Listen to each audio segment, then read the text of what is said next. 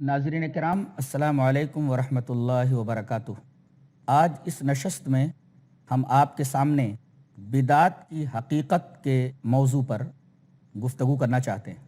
अल्लाह तबारक व तआला ने सूरह माइदा के अंदर इरशाद फरमाया, अल यौमा अकमलतु लकुम दीनकुम व अतममतु अलैकुम निअमती व रज़ीतु लकुमुल इस्लाम दीना। आज मैंने तुम्हारे दीन को तुम्हारे लिए कामिल कर दिया है, मुकम्मल कर दिया है। आयत करीमा के पहले टुकड़े से मालूम हुआ कि अल्लाह ताला ने अपने नबी पर जो दीन उतारा था उस दीन को अपने नबी के ऊपर ही कामिल कर दिया। कामिल किस चीज़ को कहते हैं उसको एक मिसाल से समझ लें। एक ग्लास के अंदर पूरी तरह पानी भरा हुआ है, यानी ग्लास पानी से लबरेज है। अब अगर उसके अंदर एक कतरा भी पानी डालेंगे तो ग्लास उस कतरे को बर्दाश्त नहीं करेगा, बाहर फेंक देगा।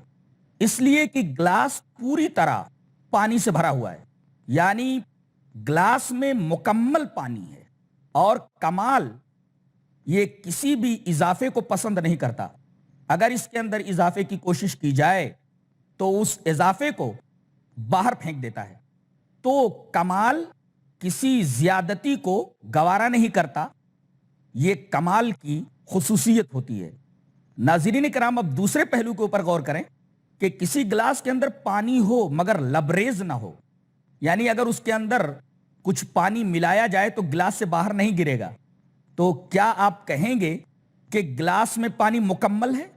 जाहिर है कि आप कहेंगे कि गिलास में पानी मुकम्मल नहीं बल्कि नाकिस पानी मौजूद है। और नक्स भी कमाल के मुनाफी है। जो चीज नाकिस हो कामिल नहीं हो सकती, जो कामिल हो वो नाकिस नहीं हो सकती। इसका मंतकी नतीजा ये निकला कि जब अल्लाह तबारक व तआला ने यह फरमा दिया कि मैंने तुम्हारे लिए तुम्हारे दीन को मुकम्मल कर दिया है, तो अब इस दीन के अंदर किसी भी किस्म का इजाफा नहीं किया जा सकता और इस दीन के अंदर इजाफे के साथ साथ कोई नक्स भी पैदा नहीं किया जा सकता। इसलिए कि कमाल इजाफे के भी मुनाफी है और कमाल नक्स के भी मुनाफी है। अब अगर कोई शख्स ये कहे कि दीन को बताने के लिए किसी और भी शख्सियत का होना जरूरी है, उस शख्सियत के बगैर दीन मुकम्मल नहीं होगा, तो दर हकीकत सूरे मायदा की इस आयत की खिलाफ वर्जी होगी। और अगर जानबूझ करके ऐसी हरकत कर रहा है तो वो शख्स इस आयत करीमा का मुनकिर होगा, जो उसके ईमान को ले जाने वाली चीज होगी, जो एक खतरनाक शय है। तो दीन मुकम्मल है और अल्लाह के रसूल सल्लल्लाहु अलैहि वसल्लम हमें मुकम्मल दीन दे करके गए हैं। जो आपको मिला था वो दुनिया से जाने से पहले अपने उम्मतियों के हवाले कर दिया। दलील दलील ये हदीस पाक, वान अबी हुरैरा रज़ियल्लाहु तआला अन्हु क़ाला क़ाला रसूलुल्लाह सल्लल्लाहु अलैहि वसल्लम इन्नी क़द तरक्तु फ़ीकुम शैअइन लन तज़िल्लु बादहुमा किताबल्लाहि व सुन्नती वलन यतफ़र्रक़ा हत्ता यरिदा अलैयल हौज़, रवाहुल हाकिम फ़िल मुस्तदरक फ़ी किताबिल इल्म। हज़रत इमाम हाकिम अपनी हदीस की किताब मुस्तदरक अला सहीहैन में इस रिवायत को किताबुल इल्म के अंदर लाए हैं और रावी जैसा कि मालूम हुआ हजरत अबू हुरैरा रजी अल्लाह ताला अन्हु है। हजरत अबू हुरैरा रजी अल्लाह ताला अन्हु फरमाते हैं कि नबी अकरम सल्लल्लाहु अलैहि वसल्लम ने इरशाद फरमाया, मैंने तुम्हारे दरमियान दो चीजें छोड़ दी हैं, इनके बाद तुम कभी गुमराह नहीं होगे। यानी यही दो चीजें आपको मिली थी और इनको पकड़ने के बाद, इनके साथ तमस्सुक करने के बाद कोई आदमी गुमराह नहीं होगा।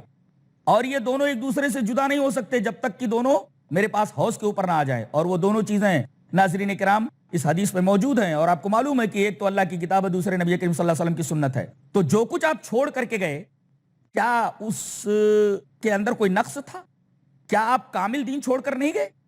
जाहिर है कि अगर कोई ये कहे कि आप कामिल दीन छोड़ करके नहीं गए, कामिल दीन दे करके नहीं गए, नाकिस दीन दे करके गए, तो वो आदमी अपने ईमान की खैर मनाए। इसका मतलब आपको पूरा दीन मिला था और आप पूरा दीन अपने उम्मतियों के हवाले करके गए। अब अगर कोई आदमी इस दीन के अंदर इजाफे का मुर्तकिब होता है या नक्स का मुर्तकिब होता है, वो बिदाती है और उसके इस अमल को बिदात कहा जाएगा।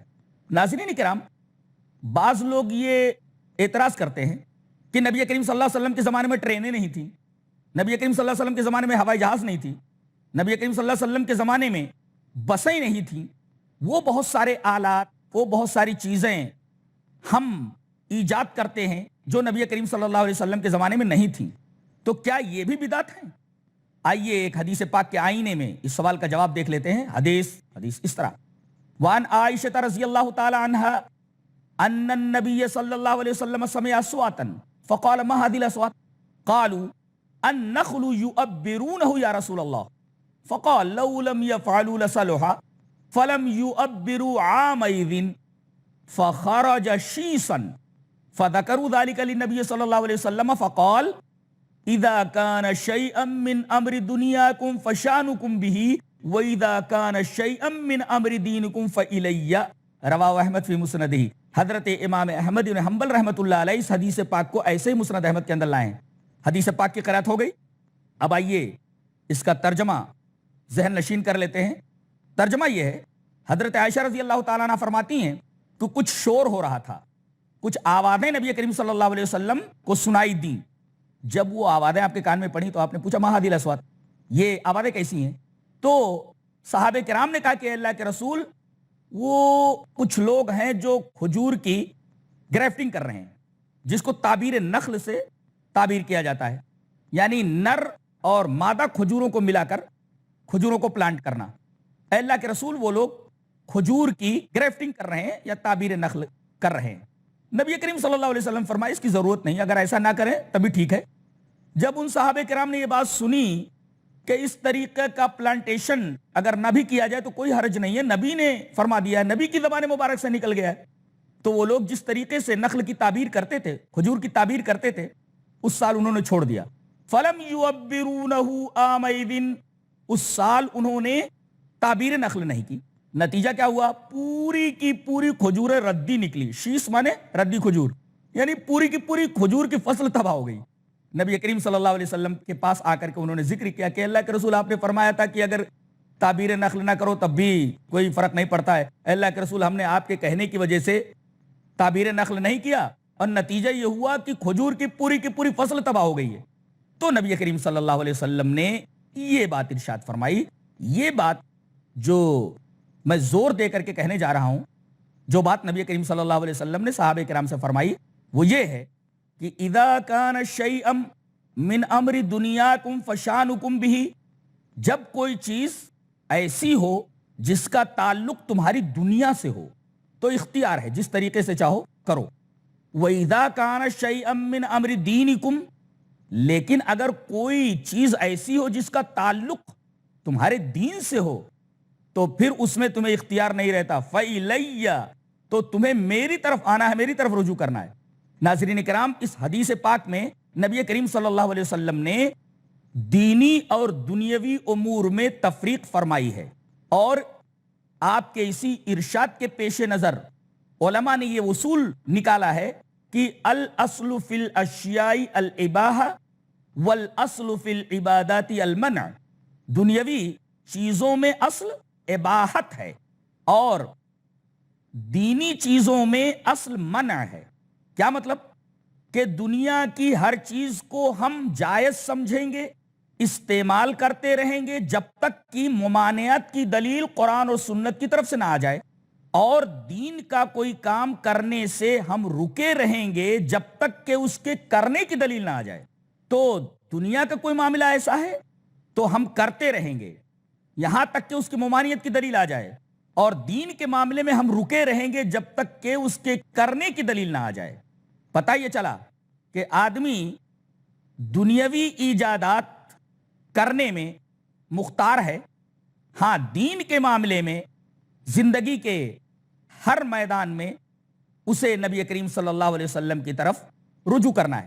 اور ظاہر ہے کہ ٹرین کا تعلق، ہوائی جہاز کا معاملہ اور دیگر آلات جو ایجاد کیے گئے ان سب کا تعلق دنیا سے ہے۔ ظاہر ہے کہ ممانعت نئی چیز کی ایجاد کی وہ ہے جس کا تعلق دین سے ہو۔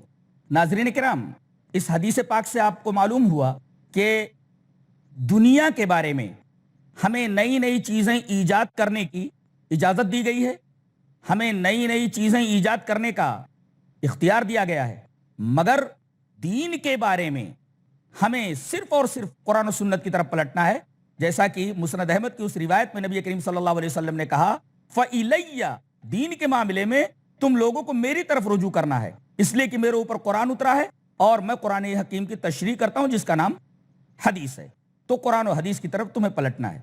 اب اگر کوئی آدمی دین کے اندر کسی چیز کی ایجاد کرتا ہے تو اس کا کیا حکم ہے اور اس کی کیا قباحت اور شناعت ہے، آئیے یہ کہ بات دیگرے دو احادیث کے اندر دیکھ لیتے ہیں، جن احادیث کو حضرت امام مسلم رحمۃ اللہ علیہ مسلم شریف کتاب الاقضیہ کے اندر لائے ہیں، اور عجیب بات تو یہ ہے کہ دونوں روایتیں نبی کریم صلی اللہ علیہ وسلم کی پیاری بیوی حضرت عائشہ رضی اللہ تعالی عنہا سے مروی ہیں۔ پہلی روایت اس طرح، وان عائشہ رضی اللہ تعالی عنہا قالت قال رسول اللہ صلی اللہ علیہ وسلم من احدث فی امرنا ھذا ما لیس منہ فہو رد، رواہ مسلم فی کتاب الاقضیہ۔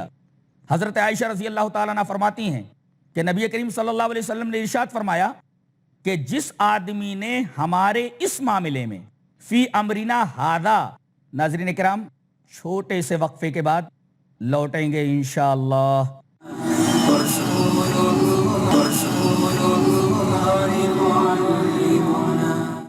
ناظرین کرام، اس حدیث پاک سے آپ کو معلوم ہوا کہ دنیا کے بارے میں ہمیں نئی نئی چیزیں ایجاد کرنے کی اجازت دی گئی ہے، ہمیں نئی نئی چیزیں ایجاد کرنے کا اختیار دیا گیا ہے، مگر دین کے بارے میں ہمیں صرف اور صرف قرآن و سنت کی طرف پلٹنا ہے، جیسا کہ مسند احمد کی اس روایت میں نبی کریم صلی اللہ علیہ وسلم نے کہا فَإِلَيَّ، دین کے معاملے میں تم لوگوں کو میری طرف رجوع کرنا ہے، اس لیے کہ میرے اوپر قرآن اترا ہے اور میں قرآن حکیم کی تشریح کرتا ہوں جس کا نام حدیث ہے، تو قرآن و حدیث کی طرف تمہیں پلٹنا ہے۔ اب اگر کوئی آدمی دین کے اندر کسی چیز کی ایجاد کرتا ہے تو اس کا کیا حکم ہے اور اس کی کیا قباحت اور شناعت ہے، آئیے یہ کہ بات دیگرے دو احادیث کے اندر دیکھ لیتے ہیں، جن احادیث کو حضرت امام مسلم رحمۃ اللہ علیہ مسلم شریف کتاب الاقضیہ کے اندر لائے ہیں، اور عجیب بات تو یہ ہے کہ دونوں روایتیں نبی کریم صلی اللہ علیہ وسلم کی پیاری بیوی حضرت عائشہ رضی اللہ تعالی عنہا سے مروی ہیں۔ پہلی روایت اس طرح، وان عائشہ رضی اللہ تعالی عنہا قالت قال رسول اللہ صلی اللہ علیہ وسلم من احدث فی امرنا ھذا ما لیس منہ فہو رد، رواہ مسلم فی کتاب الاقضیہ۔ حضرت عائشہ رضی اللہ تعالی عنہ فرماتی ہیں کہ نبی کریم صلی اللہ علیہ وسلم نے ارشاد فرمایا کہ جس آدمی نے ہمارے اس معاملے میں فی امرنا ھذا، ناظرین کرام حدیث پاک کے اس ٹکڑے کے اوپر غور کریں، فی امرنا ھذا، ہمارے اس معاملے میں، یہ اس کیا ہے؟ ھذا کے ذریعے کس چیز کی طرف اشارہ کیا گیا ہے؟ ھذا تو اس میں اشارہ ہے، اس کا مشار الیہ کہاں ہے؟ ظاہر ہے کہ اس کا مشار الیہ وہ دین ہے جو نبی کریم صلی اللہ علیہ وسلم پر اترا۔ تو جس آدمی نے ہمارے اس معاملے کے اندر یعنی دین کے اندر کوئی نئی بات ایجاد کی، احداث کیا، اسی وجہ سے حدیث کہتے ہیں نئی چیز کو، حدیث العہد کہتے ہیں نئے کو، تو جس آدمی نے ہمارے اس معاملے میں یعنی دین کے اندر کوئی نئی بات نکالی جس پر ہماری مہر نہیں ہے، جو ہماری طرف سے نہیں ہے، فہو ردن، تو وہ آدمی بھی مردود ہے اور اس کا وہ عمل بھی مردود ہے۔ ناظرین کرام، آپ نے دیکھا کہ دین میں کسی نئی بات کا ایجاد کرنا کتنی بری بات ہے، کتنی قبیح اور شنیع ہے۔ نبی کریم صلی اللہ علیہ وسلم نے اس عمل کو مردود کہا اور ایجاد کرنے والے کو بھی مردود فرمایا۔ دوسری روایت جو حضرت عائشہ رضی اللہ تعالی عنہا سے ہے اس طرح ہے، وان عائشہ رضی اللہ تعالی عنہا ان رسول اللہ صلی اللہ علیہ وسلم قال من عمل عملا لیس علیہ امرنا فہو رد، رواہ مسلم فی کتاب الاقضیہ۔ یہ روایت بھی امام مسلم رحمۃ اللہ علیہ اس چیپٹر کے اندر لائے ہیں جس چیپٹر کے اندر فیصلوں کا بیان ہے، کتاب الاقضیہ میں لائے ہیں۔ راویہ ایک ہی ہیں، حضرت عائشہ رضی اللہ تعالیٰ عنہ۔ حضرت عائشہ رضی اللہ تعالیٰ عنہ فرماتی ہیں کہ رسول اللہ صلی اللہ علیہ وسلم نے ارشاد فرمایا کہ جس آدمی نے کوئی ایسا عمل کیا، من عمل عملا، جس آدمی نے کوئی ایسا عمل کیا، لیسا علیہ امرنا، جس عمل کے اوپر ہماری مہر نہیں ہے، ہمارا حکم نہیں ہے، در حقیقت وہ عمل آدمی کا مردود ہے اور عمل کرنے والا عامل بھی مردود ہے۔ تو دین میں نئی ایجاد کی ہوئی چیز بھی مردود اور ایجاد کرنے والا بھی مردود، اور کوئی ایسا عمل کرنے والا جو شریعت میں نہیں ہے تو وہ آدمی عامل بھی مردود اور اس کا وہ عمل بھی مردود ہے۔ نبی کریم صلی اللہ علیہ وسلم نے صاف طور پر یہ بتا دیا کہ دین میں کسی بھی اضافے کی کوئی گنجائش نہیں ہے، کسی بھی نقص کی کوئی گنجائش نہیں ہے۔ اب اگر کوئی آدمی دین میں نئی بات نکالنے کی کوشش کرتا ہے یا دین میں کمی کرنے کی کوشش کرتا ہے تو وہ بدعت کا مرتکب ہے، اور بدعتی اللہ اور اس کے رسول کی نگاہ میں انتہائی مبغوض ہے۔ ناظرین کرام، یہاں ٹھہر کر ایک سوال کا جواب حاصل کر لیتے ہیں۔ سوال یہ ہے کہ ایک حدیث سے تو یہ پتہ چلتا ہے کہ دین اسلام کے اندر کوئی نیا طریقہ ایجاد کرنا بہت اچھی چیز ہے۔ اب ہم اس سے یہ کہیں گے کہ تیرے پاس وہ کون سی دلیل ہے، تو وہ یہ حدیث پیش کرے گا جسے امام ابن ماجہ رحمۃ اللہ علیہ بالکل فرسٹ ویلوم کے اندر ابن ماجہ میں کتاب المقدمہ ہی کے اندر لائیں۔ آئیے وہ حدیث پڑھ لیتے ہیں جو اس آدمی کا مستدل ہے، اور پھر جواب کی طرف بڑھتے ہیں۔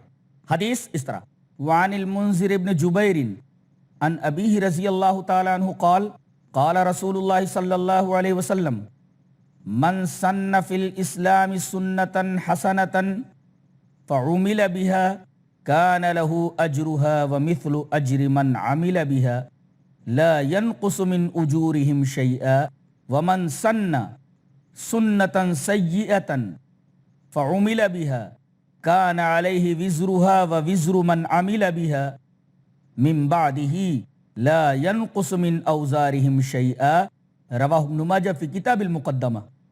حضرت امام ابن ماجہ اس حدیث کو کتاب المقدمہ کے اندر لائیں، فرسٹ ویلوم ہی کے اندر۔